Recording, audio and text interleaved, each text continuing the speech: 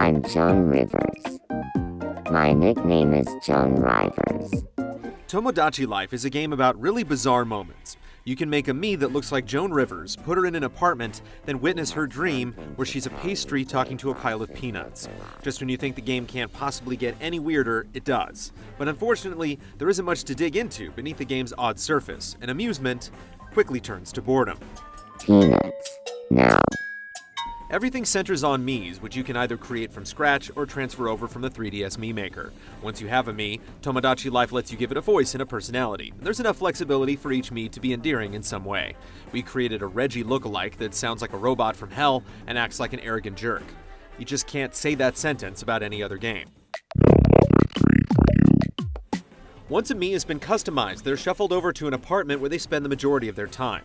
Miis entertain themselves, get part-time jobs, and develop interest in other Miis almost entirely on their own. But they still want you around for things like food and new clothing. Every Mii has his or her own tastes, and it's largely trial and error figuring out what they like. One Mii might have an affinity for pancakes and straw hats, while another devours steaks and loves safari outfits. Each time you fulfill a need for a Mii, they give you money which you use to purchase food, clothing, etc. The happier you make a Mii, the more money they give, which never stops being strange. You'll quickly tire of constantly helping, however, since the tasks are almost always dull. For example, Miis often want to play a game with you, but these games are so straightforward that they aren't even enjoyable the first time. The worst one is football, where you repeatedly tap the touchscreen to force a Mii's athlete outside of a circle, sumo wrestling style. It's so mindlessly easy that it's almost impossible to lose. Playing these distractions once or twice is tolerable, but you're asked to do them over and over again. As you feed, clothe, and entertain Miis, you'll gain experience and eventually level up. When this happens, you'll get to teach them a song, teach them a phrase, change the interior of the apartment, give them a gift, or provide them with spending money. Having a Mii perform a song can be hilarious. You decide the type of musical number you want a Mii to sing, such as a rock and roll jam or a melancholic ballad, and can then customize every lyric. There's nothing like having one of your unwitting Miis sing a heavy metal epic about apocalyptic destruction, while a crew of backup dancers headbangs away. Sports ravage, genocide, second dark, sport basketball. What's wrong with your best? Screaming, blonde, suffering, cry. Sadly, not all of the rewards are that great. While you can spice up a Mii's apartment with a new interior, the game takes an all-or-nothing approach. You can't put individual pieces of furniture in an apartment, nor can you customize wallpaper or flooring separately. Instead, you simply choose a style from a list, such as polka dot or modern Asian, and everything changes all at once. Mii's only offer generic reactions to each new interior. They either like it or they don't, making the switch feel uneventful. Getting a new interior is so exciting. Outside of the apartments, there are other happenings around the island that really give Tomodachi Life a distinct tone. At a certain time of day, for instance, your Miis will gather to engage in a rap battle.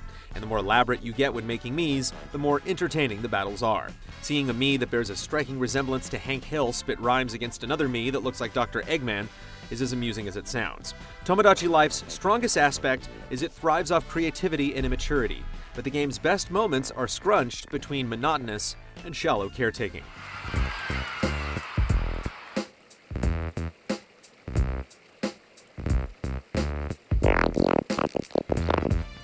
Miis can also become friends or lovers with other Miis, but it's easily the most disappointing aspect of the game. When a Mii shows interest in someone else as a friend, they'll ask if they should pursue the relationship. There's not much involved when the two meet though, since you don't even get a real conversation. They just pantomime in front of each other without any actual words, so when they decide to become pals, it isn't very convincing.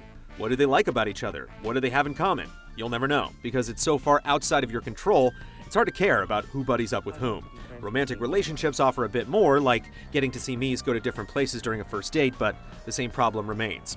It's just too simple.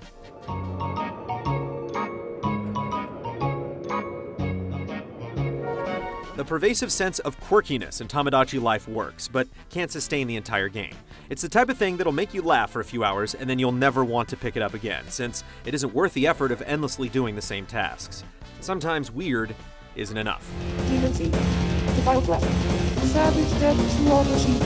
I will feast on your flesh. The waiter,